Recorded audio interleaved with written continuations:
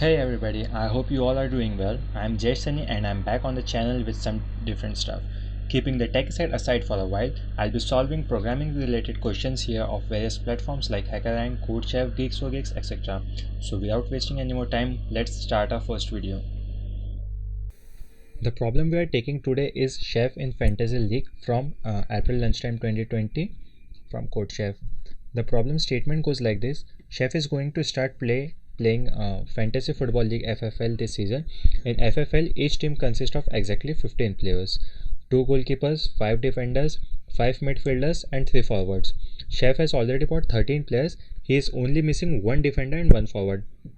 So basically what the chef wants is this: he wants to create a team of 15 players, out of which 13 players he has already selected, and we have to select the remaining 2, and out of those 2, one should be defender and the other should be forward. There are n available players numbered from 1 to n. For each valid ith player is either a defender or a forward and has a price pi. So we will be having a list of players, and they will be defender and forwards with their prices as well. The sum of the prices of all the players in a team must not exceed $100. So the price should not go $100, and the player's chef bought already cost him S dollars. That means the chef has already bought 13 players for S dollars. Okay, so the chef has already spent S dollars in buying those 13 players. Now we have to purchase or buy those two remaining players. Now we'll come to input. The first line of the input contains a single integer t denoting the number of test cases. Okay, the first line of each test case contains two space separated integers n and s. Here n is the number of players which we will be getting, and s as the amount spent onto those 13 players. The second line contains n space separated integers pi, p1, p2 up to pn. It will be the prices of all the players we will be getting. And the last line n space separated integers. For each valid I, the ith of these integers is 0 if the ith player is a defender, or 1 if the ith player is a forward. So we will be having zeros and ones, and 0 denotes that that particular player is a defender, and 1 denotes that that particular player is a forward player. And we have to print simply yes if we can form a team, or else print no if we cannot form that team. The constraints are very simple, so we will not be having data greater than 100. Moving to first sample test case. Here 2 denotes the number of test cases. We will be having 2 test cases. This is the first one, and here goes the second one. In the first test case, we will be having 4 players, and the chef has already spent $90 in buying those 13 players. The description of those 4 players is the first player is having his price 3, 8, 6, and 5 respectively. And the second line of the input denotes us that which player is defender and which player is forward. In this case, the players having the prices 3 and 5 are defenders, as they are denoted by 0, and the players having the prices 8 and 6 are forward. And here the output is yes and no. So in the first test case, the chef has already spent $90 in buying those 13 players. We are having only $10 left with us to buy the remaining 2 players, and we have to select one player from defender and one from forward. So we can take defender having a price of 3 and one a forward player having the price 6. So our total will be $99, and it is less than 100, so we can print yes, like we can form a team. But in the second test case, we can have one defender at the price of 5. So we are having only $5 left with us, so we cannot purchase another forward, so we cannot form the team. That's why we have printed here no. So I have already created a template here. It goes like this.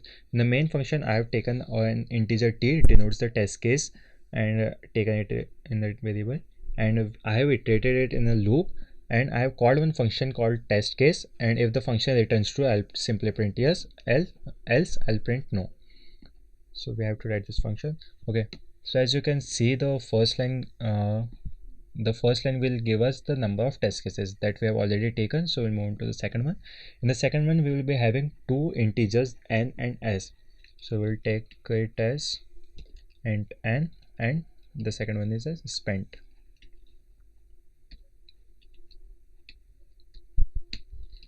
in and spent. Now we will iterate through the loop as we'll be getting the prices of all of them. Before that, we'll create another array of size n, and here we will iterate it in the loop to take the prices of all the players. Cn prices of I.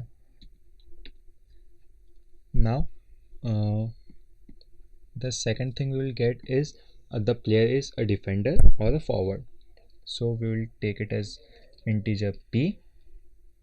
Along with that, to store the prices, we'll take two vectors,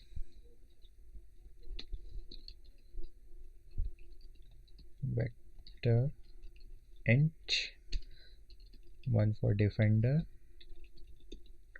and the other one for forward.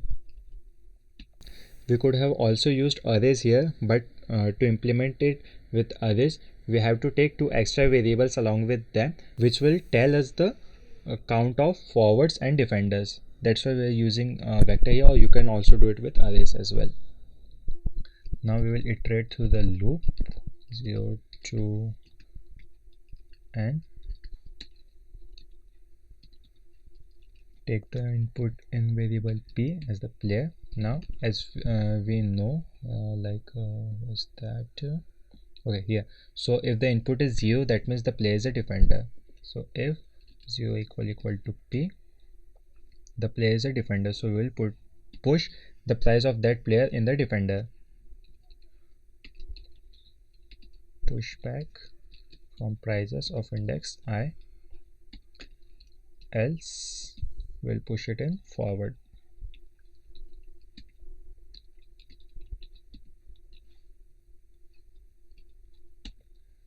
Index I. Here we're complete with that. When we will move out of this loop, we will be having two vectors of size. The size is not given. We have to find the size as well, because if you will pass the vector, an empty vector, to the sort function, so it will give you runtime error. That's why we will check the size first. If the defender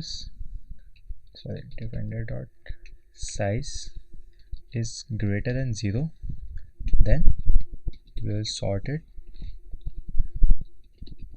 Defender dot begin, we have to sort the complete vector, so we will sort it from begin to till the end. But if we will be having only the forward players available and no defender, then we cannot form a team. Hence we have to return 0 here, return false here. Similarly, we will do for the forward as well. Forward dot size is greater than 0. Sort it. Forward dot begin. Forward dot end. Else return false. Okay, so now we are having the two sorted arrays and in ascending order. On the 0th index of first position, we will be having the respective player, like defender in the defenders vector and forward player in the forwards in the forward vector, with the minimum price, list price. So we'll check it in the if condition here. If defender 0th index plus forwards 0th index plus the amount the chef is already spent, it should be less than or equal to 100. So if this statement is true, then we can simply say return true, as we can create the dream. Else we will return false. Okay, we are done with our code. Let's check it for the custom test case. I've already pasted it.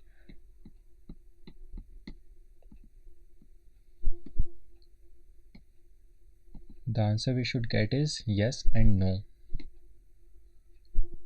Okay, so compilation error in the then again. Okay, as we have passed the sample test case, we will go and submit the code. Okay.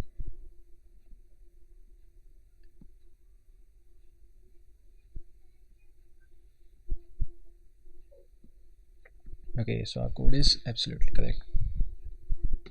Okay, so that's it guys for today's video. If you have any more doubt, you can ask me in the comment section below, or you can just DM me on my Instagram channel, that is TechYouTuber19.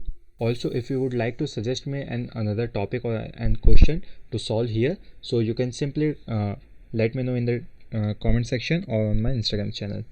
That's it. Thank you.